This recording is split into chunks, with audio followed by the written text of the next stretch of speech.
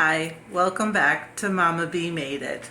Today is Thanksgiving and I've been in the kitchen cooking and I'm hot and you can tell because my face is all red.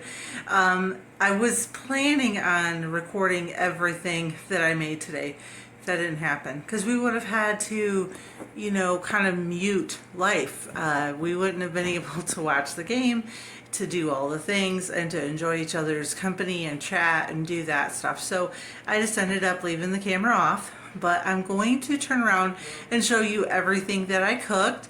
And I will put this probably at the beginning of the video, and then you'll get to see a few of the things. And then I do plan on making some videos between now and Christmas about how to make a lot of the things that I made today.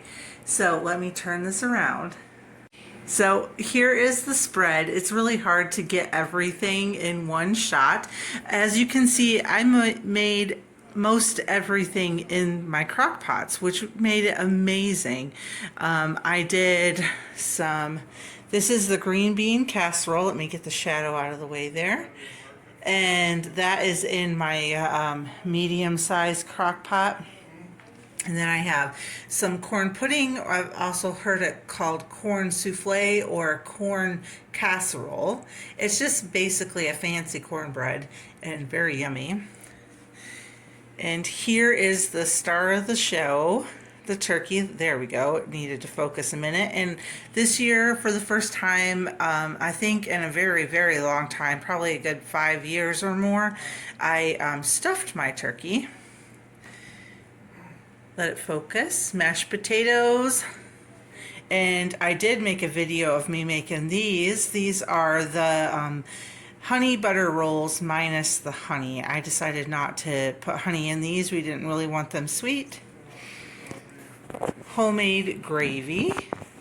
Made, whoops, oh, I'm so sorry. I keep putting my finger. Made with homemade broth that y'all got to go on the journey with me of making, and some cranberry relish, my first time ever making that.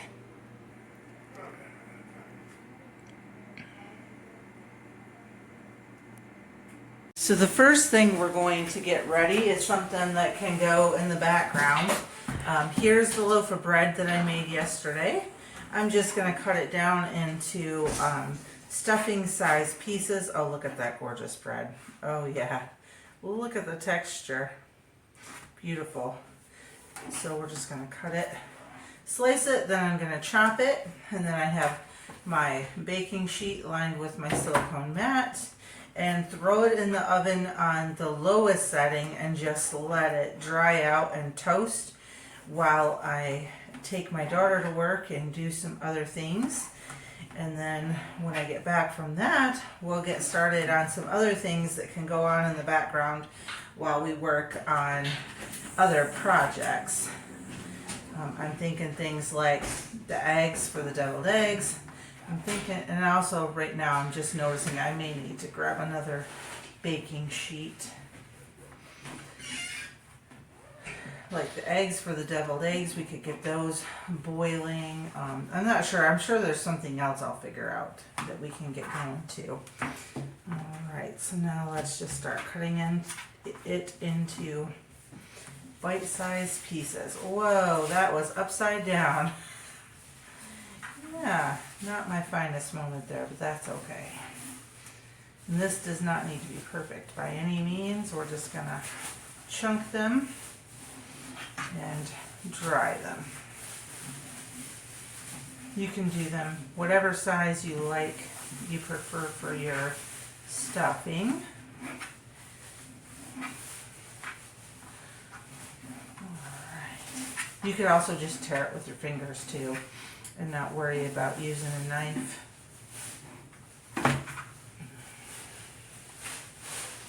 Oh yeah, this bread is nice and soft and beautiful still, which I wanted it to dry out, but I should have probably made it the night before. I already, I made it a day early. I should have made it a day earlier than that and just let it dry.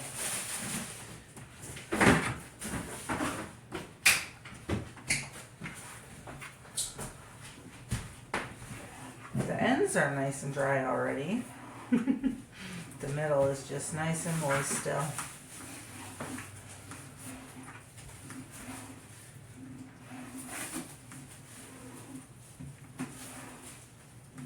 Alright, I'm going to finish chopping this up and get it drying out, and I'll see you when we start the next project. Now I've got my hard-boiled eggs for the deviled eggs. I don't have a ton of refrigerator space, so I'm just going to take the eggs and stick them in a bag and put them in the fridge that way, because if I devil them, then they got to be flat and it's going to take up more space. It's just my husband and I who eat these, so I only boiled 8 eggs. One was broken and then another one has a hole in it. So I planned for 12 deviled eggs, which is 6 whole eggs. So it's going to work out perfect. Alrighty, so easy peasy. Now I'm just going to get rid of this water.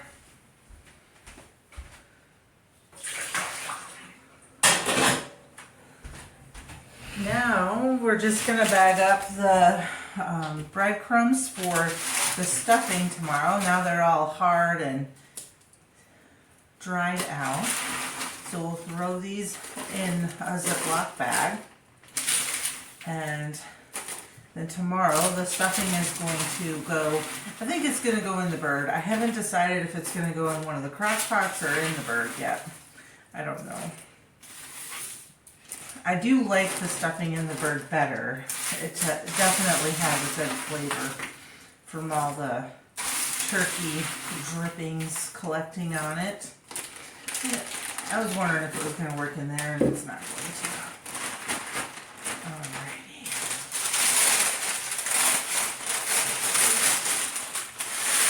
Oh, that worked. Alrighty. That loaf of bread definitely gave me plenty of breadcrumbs. Not everybody likes stuffing, but we definitely like to have leftover stuffing for leftover meals. What are your favorite meals that you make with your leftover Thanksgiving dinner?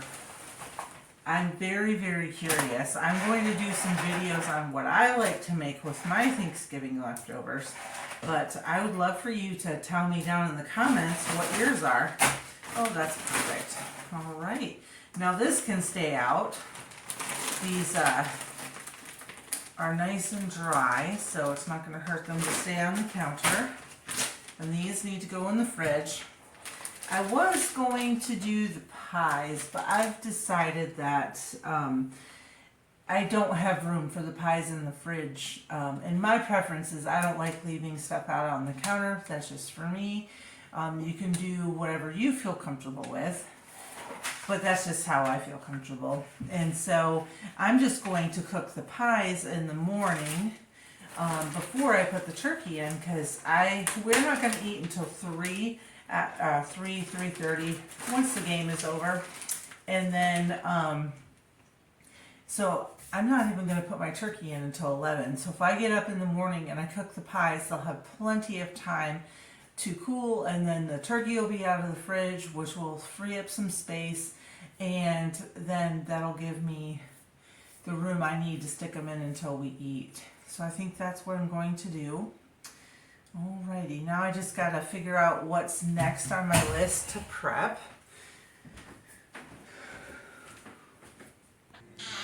Next, we're going to work on the onion wraps. These are pretty simple. For those of you who are not familiar with this, all it is traditionally these would be wrapped in thinly sliced deli ham, or chipped beef or something like that. Since we don't eat those things, and you can no longer get turkey ham, unfortunately, which makes me super sad, but I digress. We're going to just use the hickory smoked white turkey breast, and I've trimmed, or I'm going to trim these onions down, pull off the outer skins. Just take a slice of lunch meat And this is softened cream cheese.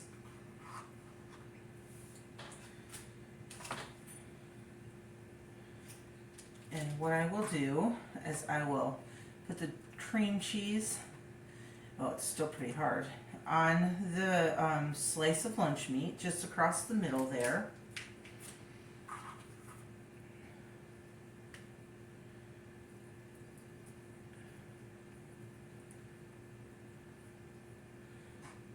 And then I will put the onion in the middle and we just wrap it. Super easy, super delicious. When we moved to Texas, I had no idea. Born and raised in the upper Midwest, the central part of the lower peninsula of Michigan, I grew up eating these. I had no idea that other parts of the country had no idea what these were. And I remember going to the store and in Michigan, they ask you how thinly you want your meat sliced, right? Then you tell them, oh, thick enough to fit around thin enough to fit around my meat. And in Texas, I said that, and they're like, what are you even talking about? And I explained it, and the lady's like, oh, that sounds terrible. And I took them to a dinner, and half of the people wouldn't even eat them. They're like, what? Onions and cream cheese and meat? That just sounds weird. So, if this sounds weird to you, give it a try. It's really, really good. I mean, whoever thought of this had no clue the genius that they were creating, because it is so good. Or in my opinion, of course. I grew up eating them, so I think they're delicious. Okay.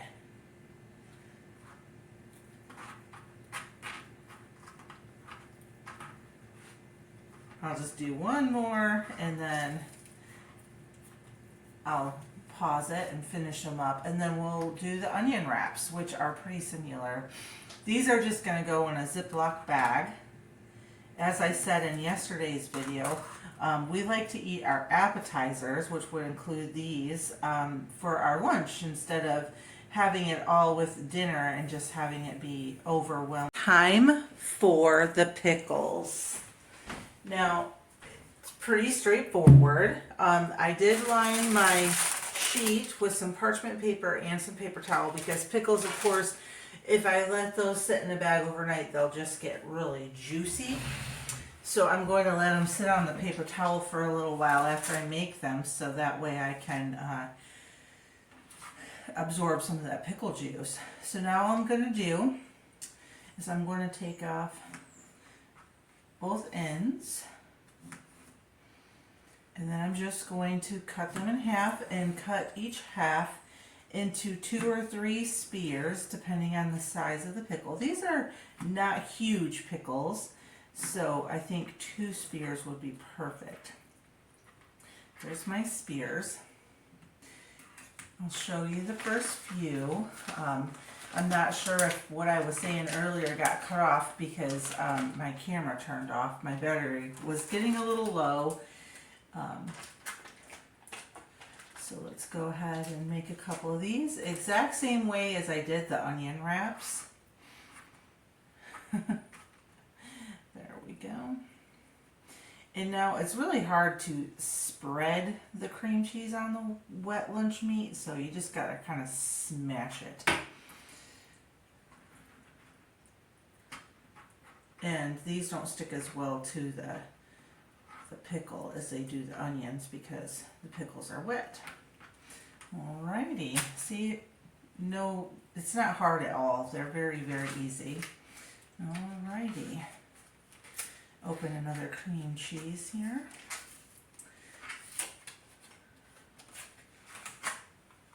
A friend of mine does something similar to this, except she takes the onions and she wraps them with the meat and the cream cheese, and then she wraps them in a crescent roll, and then she bakes them, and those are really good too.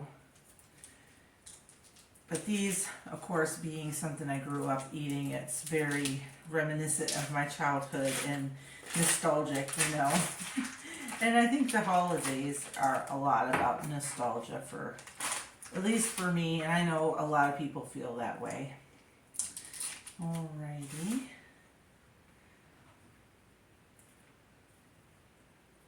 And I was talking about us living in Texas. When we lived in Texas, you know, traditionally in Michigan, you either eat turkey or ham on Thanksgiving and Christmas.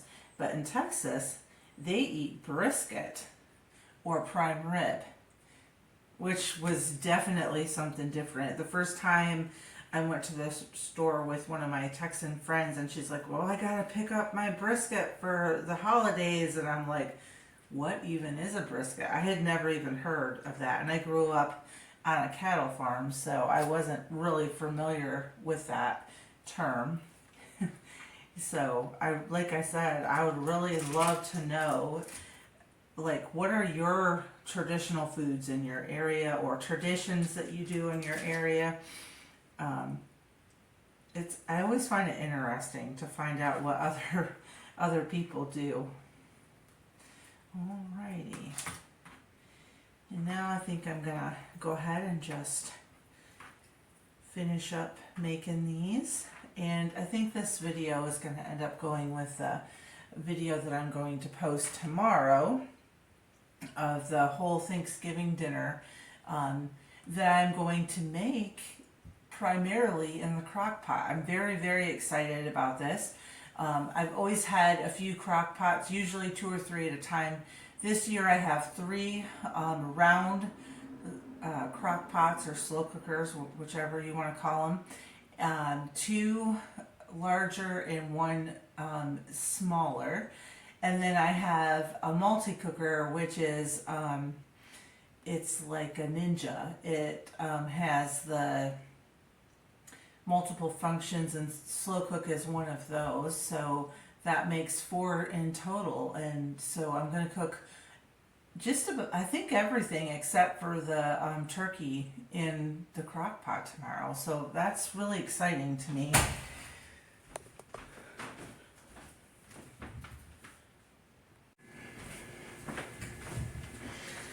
Happy Thanksgiving.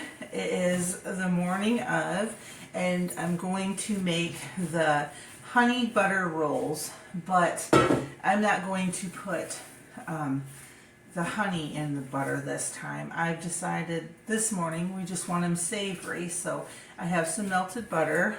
First we need to flatten the dough out. I'm just going to use my hands. You can use a rolling pin, whatever you'd like. You want it to be about 1/4 of an inch thick. Now you could cut this into strips and roll the strips individually, but today I decided to save a little time. I'm just going to press it all out into a rectangle and go from there. Alright, now that I got my dough pressed, I'm going to collect the rest of the things I need, and we're going to roll these up. I have 1/2 stick of melted butter in my prepared casserole dish. These always do better if they're sort of touching. You do want to give a little space because they're going to rise. We're going to let it do a second rise. So all I'm going to do, now if you were going to make the honey butter glaze, this is a 1/2 stick of butter. You will need a whole stick, but I'm just doing 1/2 stick first. So for the before you bake them, you would do 1/2 stick of butter and about 3 tablespoons of honey, or make it as sweet as you like it. And then after they bake, we will put honey over the top while they're still piping hot to keep them from drying out. And these are so, so yummy. It's definitely my new favorite dinner roll recipe. Yeah, we're definitely going to need this whole stick, or whole 1/2 stick of butter for the inside.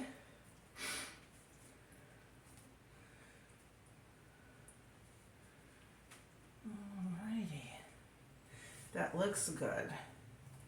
And now I'm just going to come down here. We're going to go So this is, we're going to roll towards the length, not this way. We don't want a giant roll. We want to go this way. Or maybe it is the other way. I'm just trying to remember. We don't want them super thick. So yeah, actually, I was wrong. We are going to go the long way. Sorry. Thanks for listening while I mentally work out my problem here.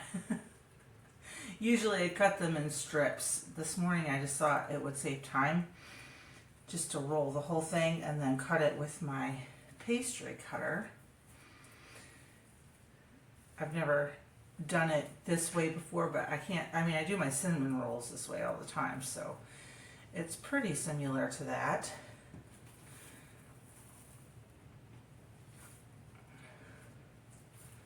All right. Roll it so the seam is down.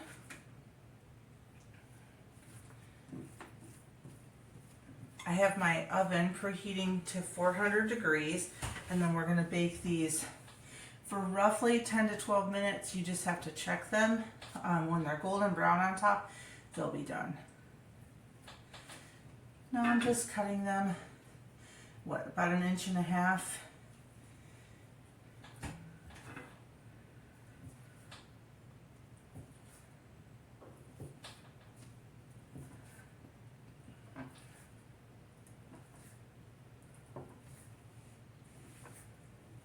I will do a complete video on these rolls from start to finish, I think next week. That way everybody has this recipe for Christmas. Let me move the pan where you can actually see it. I'm just putting the rolls so they're like this. Turn the seams so they touch each other. Let me pull this a little closer to make sure that you can see what I'm doing. First I'm starting with 3 just to see. I didn't really count to make sure an exact number. Normally I would count to make sure there's 12. I didn't do that this time.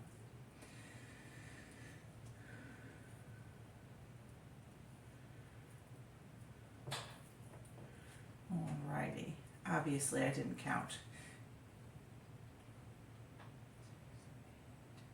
Actually, I did just fine. I got 11, so that is pretty dang close. Alrighty, spread these out a little. Now I'm just going to put some clear wrap over the top and let them rise for about 15 to 20 minutes until they double in size. Then I'm going to bake them in a preheated 400 degree oven for roughly 10 to 15 minutes. Just paying attention after the 10-minute mark.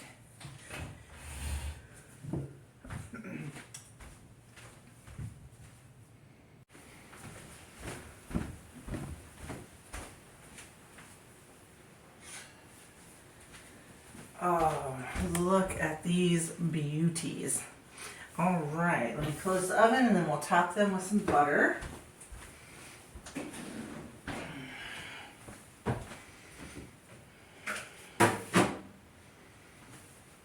Now you want to make sure you do this when they're still piping hot so it doesn't make them soggy. And just give them a very nice helping. Oh, listen to that pan sizzle. You just know these are going to be so good. This is what we're going to eat for breakfast. As I said earlier in the video, we tend to eat our buns for breakfast or our biscuits. I guess these would be more of a roll. So we eat our rolls for breakfast, we'll eat our appetizers for lunch, and then we'll all sit down together about 3 o'clock and have our turkey dinner.